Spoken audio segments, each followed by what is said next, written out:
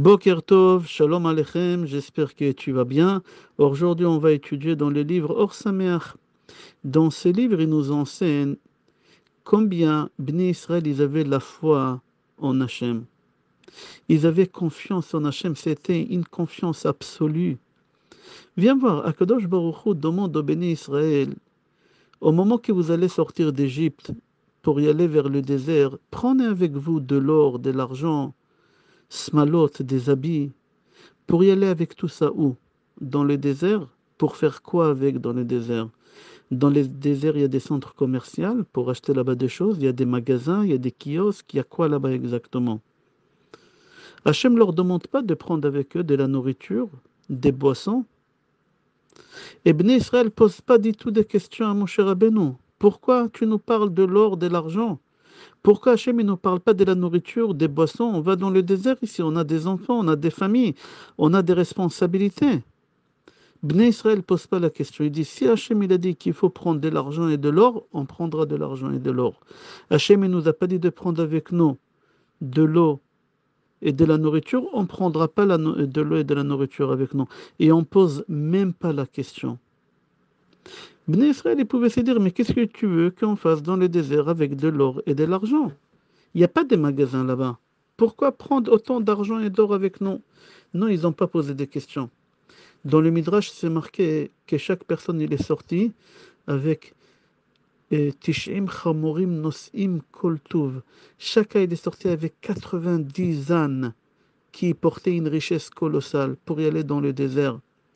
Tu sais, sur le dos de ces ânes, ils n'avaient même pas une gourde d'eau, ils n'avaient même pas un borikas, ils n'avaient même pas un petit sandwich, rien du tout. Ils avaient la foi en Hachem. Qu'est-ce qu'Hachem il leur a dit de prendre avec eux? Ils ont pris. Qu'est-ce qu'Hachem il leur a pas dit de prendre? Ils n'ont pas pris. Pour la simple raison qu'ils avaient confiance en Hachem, ils avaient la foi absolue.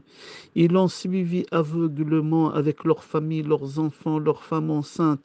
Ils n'ont pas posé de questions. Hachem il n'a pas dit alors on ne prend pas avec nous, on lui fait confiance. Personne n'a posé de questions, ni sur l'or, ni sur l'argent, ni sur la nourriture, ni sur les boissons. Ils pouvaient dire à Moshe, Moshe, je ne comprends pas, qu'est-ce que tu veux qu'on fasse avec de l'or et de l'argent dans les déserts?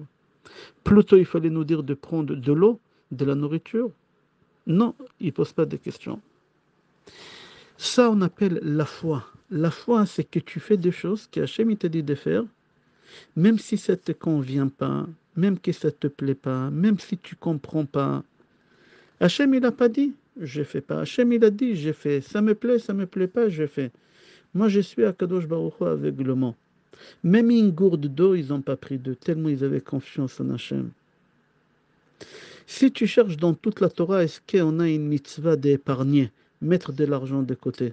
Pas du tout. Au contraire, la Torah elle nous enseigne de ne pas épargner. Akadosh Baruch Hu, il t'a donné des biens, profite avec ces biens-là, n'y les mets pas de côté. Viens voir quand on est sorti d'Égypte pendant 40 ans, on n'avait pas le droit non plus de mettre de côté de la manne. Il fallait manger et tout ce qui restait, ça, ça, ça, ça partait. Il y a des vers de terre qui venaient, qui les mangeaient, c'était pas consommable. C'est pour te dire que tu n'as pas besoin de mettre rien de côté pour demain. Fais confiance à Akadosh Baruch Hu. Tu imagines, il y a des chefs des familles nombreuses, ils montaient au lit et ils savaient qu'il n'y a rien à manger à la maison pour demain matin. Ils étaient dans les déserts avec beaucoup d'enfants. Chas v'shalom, imagine, tu montes au lit et il n'y a rien en frigidaire pour demain matin. Et tu as des petits-enfants à leur donner demain des biberons de lait. Tu fais comment? Comment tu vas dormir? Tu vas même pas dormir, tellement tu vas t'inquiéter. Et toi, ça peut t'arriver peut-être une fois tous les 10 ans. Eux, Bnei Israël, dans les déserts, c'était tous les soirs pendant 40 ans, tous les soirs. Au coucher du soleil, tout la manne, ils pourrissait. Ils n'avaient rien jusqu'au lendemain matin. Et ils partaient dormir comme des bébés. Comme David Amelech, il disait, Eshkeva ve'ishan. David Amelech, il disait, moi, je mets ma tête sur le coussin et je m'endors tout de suite. Avec tous les problèmes que j'ai, il était roi, David Amelech. Il était roi d'Israël. Il avait beaucoup de responsabilités. Il avait beaucoup de guerres à gérer, David Amelech. Il avait énormément de guerres. C'est une des raisons pour que David n'avait pas le droit de construire le Beth Amikdash. Quelqu'un qui a tellement de choses dans la tête, il met sa tête sur le coussin, il s'endort, ça n'existe pas. David Ameler, pourtant, il dit dans les Tehillim, Eshkeva veishan. Je mets ma tête sur le coussin et je m'endors. Pourquoi? Parce que je sais qu'Hachem, il gère tout. Moi, je fais rien du tout. J'ai pas à m'inquiéter. Personne ne peut me faire du mal. Personne ne peut m'atteindre sans l'accord de Hachem. J'ai pas de problème de parnassa parce que Hachem, il gère tout. Alors, j'ai pas d'inquiétude. Toi aussi, aujourd'hui, la Torah, elle t'a pas demandé de mettre de l'argent de côté. Akadosh Baruch Hu, il t'a dit, tu as de l'argent, profite avec cet argent-là. La Gemara dit, je crois que c'est donc Ktubot, Shmuel Amar, Shinana. Akadosh Baruch Hu, il t'a donné des dents, Shinana. Akadosh Baruch Hu, il t'a donné des dents. Mange, bois dans ce monde. Pourquoi? Parce que ce monde-là, on va traverser très très vite et on va arriver quelque part, il faudra qu'on donne des comptes. Et si tu n'as pas profité de ton argent ici et tu as mis de l'argent de côté, Hachem, il va te demander. Là-bas, la Gemara dit, Amar Rabbi Yochanan, Mishelo nehena mina olam iten al ze et adin. Celui qui n'a pas profité de ce monde-là, évidemment, dans le kasher, Hachem, il va lui demander des comptes, il va lui dire, dis-moi, je te donnais de l'argent pour que tu puisses profiter, pourquoi tu as fait le radin? Pourquoi tu n'es pas sorti au restaurant? Pourquoi tu n'as pas voyagé avec ta femme? Pourquoi tu as mis de côté? Là-bas, la Gemara dit, ça sert à quoi de mettre de l'argent de côté? Pour que ta femme, la veuve, elle va profiter de ton argent avec son nouveau mari, c'est ça? Non, n'épargne pas. Il ne faut pas avoir peur. Akadosh Baruch Hu, comme aujourd'hui il t'a donné, il te donnera demain. C'est comme ça qu'ils ont vécu Béné Israël pendant 40 ans dans les déserts. Tous les soirs, ils montaient au lit sans savoir qu'est-ce qu'il y a demain, qu'est-ce qu'ils vont manger, qu'est-ce qu'ils vont boire. Ils étaient dans les déserts. Et grâce à ça, hein, et suite à ça, Béné Israël, ils ont mérité que quoi? Qu'Akadosh Baruch Hu, il les a suivis, il les a pas lâchés, et il nous suit, il nous lâche pas jusqu'à aujourd'hui. On dit dans la tfila, Lechtech acharai bamidbar, be'eretz lo zero. Akadosh Baruch Hu, il dit, je me souviendrai. Zacharti la chesed ne'oraich, ahavat kelulutaich, Lechtech acharai bamidbar, be'eretz lo zero. Je me souviendrai toujours comment vous m'avez suivi aveuglement, avec une foi absolue dans les déserts. Même que vous avez eu aucune mitzvah, ils n'ont pas fait encore la Brit Mila, ils étaient nus. Des mitzvot. C'est marqué Ve'at Erom Ve'iriya. C'est quoi Ve'at Erom Ve'iriya? Ils n'avaient aucun mérite pour avoir des miracles. Mais Akadosh Baruch Hu, quand même, il leur a fait des miracles. C'est quoi? Grâce à la Emouna, grâce à la foi qu'ils avaient en Hachem. Et quand ils étaient dans le désert, Akadosh Baruch Hu, il les a testés. Mais ils ont eu un échec. Ça n'a pas marché. Pendant 3 jours, il n'y a pas de l'eau. C'est marqué dans la Torah qu'ils ont arrivé à un endroit qui s'appelle Mara. Et l'eau, elle était amère. Ils n'ont pas pu boire de l'eau 3 jours. Ils ne se sont pas plaints. Ils n'ont pas ouvert la bouche. Ils n'ont rien dit. Des femmes enceintes, des enfants, des bébés, des vieillards. Il n'y a pas d'eau dans le désert. Ils ont réussi à se taire pendant 72 heures. Ils n'ont rien dit. Imagine aujourd'hui, en plein été, tu as un coupeur d'eau chez toi à la maison. Qu'est-ce que tu fais? Tu appelles le syndic, tu appelles le gardien, tu appelles la mairie, tu appelles le monde entier. Tu appelles le monde entier. Pourquoi? Parce qu'une demi-heure, il y a une coupure d'eau, tu as renversé la terre. Eux, Bnei Israël, 3 jours sans boire, ils ne se sont pas plaints. Mais après 3 jours, ils n'en pouvaient plus, ils ne pouvaient plus se taire.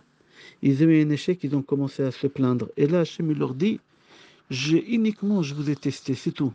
Mais vous n'avez pas tenu. Encore un peu, et vous aurez pu passer cet examen de Bitachon, de Emouna. Mais il faut savoir que grâce à la foi qu'on avait en Hachem quand on est sorti des déserts, on a reçu la Torah uniquement grâce à ça. Le Admor Misochotchov dit que la veille de sortir d'Égypte vers le désert, Bnei Israël, ils ont fait la Brit Mila. Sinon, ils n'auraient pas pu manger des sacrifices de l'agneau pascal. Mais c'est pas compréhensible. Tu prends la route, et la veille de prendre la route, tu fais la Brit Mila, c'est dangereux. Nous, on sait que pendant 3 jours, il faut faire très attention. Viens voir, même mon cher Rabbeinu, il n'a pas fait la Brit Mila la veille de son départ. Mon cher Rabbeinu, il n'a pas circoncis son fils parce qu'il savait que demain il doit sortir vers Égypte. Il a dit quand j'arriverai en Égypte, je vais leur faire la Brit Mila. Parce que la route, c'est dangereux. Bnei Israël, ils avaient la foi plus que mon cher Rabbeinu. Eux, ils savaient que demain, ils prennent la route pendant 40 ans dans le désert. Ils n'ont pas réfléchi deux fois. Dangereux, pas dangereux, ils s'en foutaient. Ils disaient Hachem, il est avec nous, Hachem, il va nous protéger. Ils avaient une foi absolue en Hachem. Ils ont fait la circoncision, ils ont fait la Brit Mila la veille de leur départ.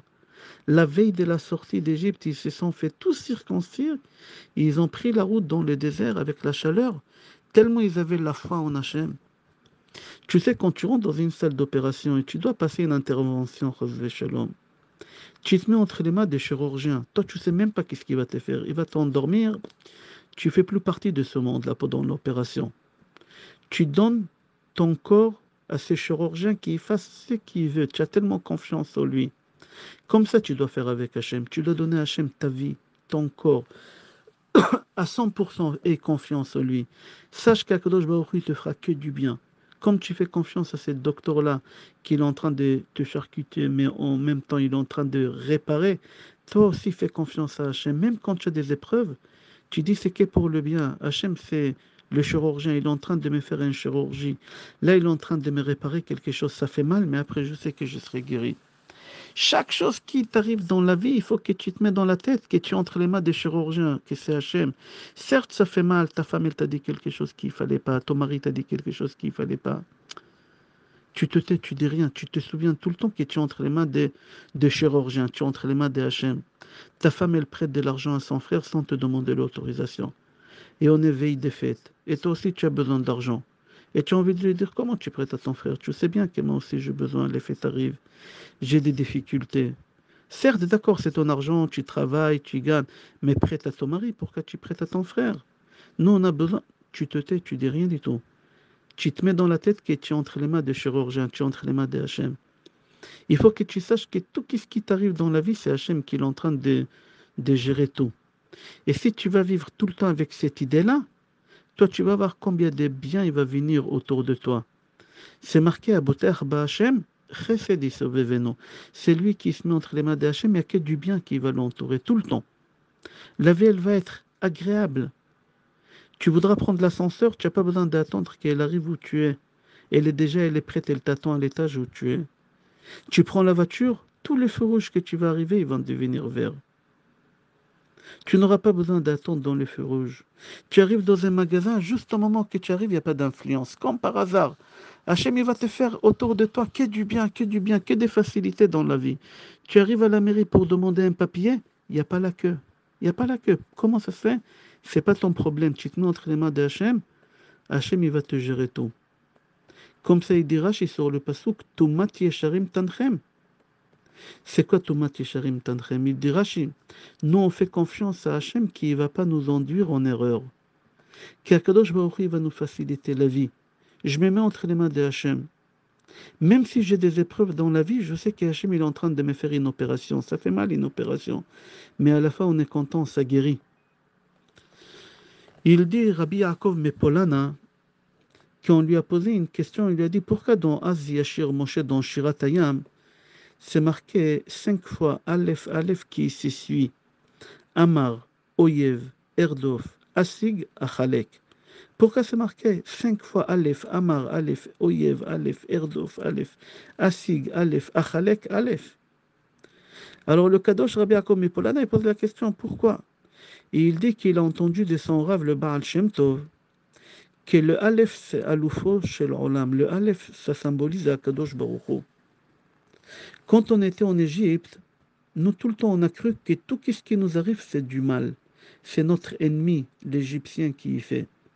Maintenant, quand ils sont arrivés devant la mer, et Hachem il a ouvert la mer en deux, ils se sont rendus compte que l'Égyptien il n'a rien fait comme mal. Personne ne leur a fait du mal. C'est Hachem qui l'a fait uniquement pour leur bien. Amar, Oyev, ils ont dit au début c'est Oyev, c'est l'ennemi, c'est mon voisin qui me fait du mal, c'est mon patron qui me fait du mal, c'est mon fils qui me fait du mal. Non, parce que tu ne comprends pas qu'il y a quelqu'un qui gère tout ça. Nous, on n'est que des marionnettes, nous on vit dans un film. Nous on vit dans un film. Des fois, la personne, elle croit que sa femme, elle n'aime pas, son copain, il a trahi. Et tu crois que c'est des ennemis, tu les appelles des ennemis. Non. On te dit Aleph, Aleph, Aleph. Pourquoi Aleph, Aleph? Amar, Oyev, au début on a dit c'est des ennemis. Mais après, on s'est rendu compte, Aleph, Aleph, c'est Aloufo Shel Olam. C'est Akadosh Baruch Hu qui fait tout. Personne ne me fait du mal. Personne ne peut me faire du mal. Personne ne peut me causer de tort. Personne. C'est qu'Akadosh Baruch Hu qui fait ces choses-là. Le Baal Shem Tov, il explique le pasuk de Tehillim 92, pasuk 10, Ki ine oivecha Adonai. C'est lui qui y croit, que Hachem c'est son ennemi, et que c'est Hachem qui le fait du mal. Et personne d'autre. Personne d'autre, c'est Hachem.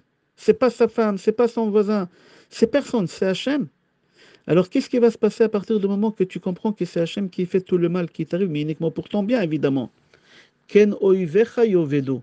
Tous tes ennemis, c'est quoi les ennemis? C'est les problèmes, ils vont disparaître. Il dit le Baal Shem Tov, le pasuk, Ki ne oivecha Adonai. Tous mes ennemis, ennemis c'est problème. Tous mes problèmes, c'est Hachem qui les fait, ces personnes. Qui est né oivecha yovedo. À partir du moment que tu as compris que tout ce qui t'arrive, c'est Hachem qui le fait, c'est personne d'autre, Akadosh Baruch Hu va faire disparaître tout de suite tes problèmes, tout de suite, pas demain, pas dans une heure, pas dans 5 minutes. À partir du moment que tu dis, Hachem, je te vois, c'est toi, tu es déguisé là.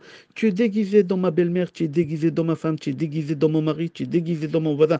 Mais c'est pas mon voisin, c'est pas ma femme, c'est pas ma belle-mère, c'est toi. Voilà, je te vois, je te vois. C'est un jeu, c'est un cache-cache. Tu dois retrouver Hachem dans ce jeu de tous les jours. Tu dois trouver Hachem dans ta femme, tu dois trouver Hachem dans ton mari, tu dois trouver Hachem dans tes enfants, et tu dois dire Hachem, voilà, je t'ai retrouvé. Sors de ta cachette, Hachem, c'est toi que tu as fait, c'est personne d'autre. À partir du moment que tu arrives à trouver Hachem dans ce jeu de cache-cache là, tout de suite, Ken Oivecha Yovedo, tout de suite, tes ennemis ils vont disparaître, tous tes problèmes ils vont disparaître. En 2 mots, on a appris aujourd'hui que tout ce qui t'arrive dans la vie, c'est Akadosh Baruch Hu qui le fait, c'est personne d'autre. Et c'est ton travail de découvrir Hachem, il est où en ta femme, il est où en ton mari, il est où en ton associé qui tu crois qui t'a volé, il est où Hachem, tu dois chercher Hachem. Et au moment que tu as trouvé Hachem et tu dis Hachem, voilà, je te retrouve, c'est toi, voilà, c'est toi, c'est pas lui, tout de suite Akadosh Baruch Hu, il va régler tes problèmes. J'espère que le message il a passé, je te souhaite Yom Tov, Bracha Ve'atzlacha, et Kol Tov.